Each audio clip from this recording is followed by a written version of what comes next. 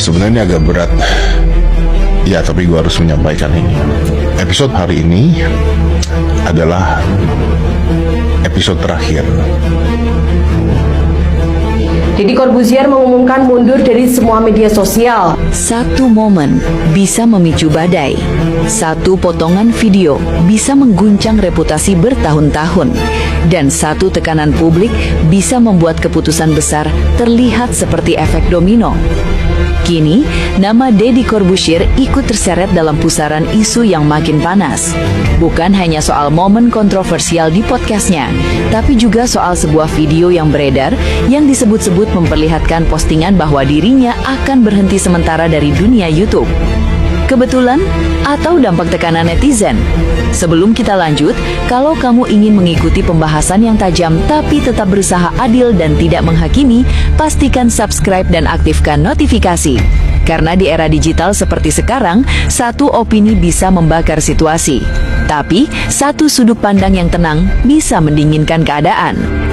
Kasus ini mengingatkan kita pada satu hal penting. Dunia maya bukan lagi ruang hiburan biasa. Ia sudah berubah menjadi ruang pengadilan terbuka. Siapapun bisa menjadi terdakwa, siapapun bisa menjadi hakim, dan netizen punya power yang nyata. Semua bermula dari momen podcast yang viral. Dalam episode yang menghadirkan Indra Frimawan dan Fajar Satboy, muncul potongan adegan yang kemudian menyebar luas di media sosial. Sebagian penonton menganggapnya sekedar candaan, namun sebagian lain merasa ada batas yang mungkin terlewati. Perdebatan pun pecah, timeline dipenuhi komentar. Ada yang membela, ada yang mengejam, bahkan tak sedikit yang menyerukan boikot terhadap podcast tersebut. Nama Deddy sebagai host otomatis ikut menjadi sorotan. Banyak yang bertanya, di mana batas kontrol seorang host? Sejauh mana tanggung jawabnya atas apa yang terjadi di ruang rekaman? Desakan publik semakin keras, kolom komentar dipenuhi kritik, tagar boikot mulai bermunculan, narasi the power of netizen kembali terdengar, seolah mengingatkan bahwa di era sekarang, opini massa bisa menjadi tekanan yang nyata.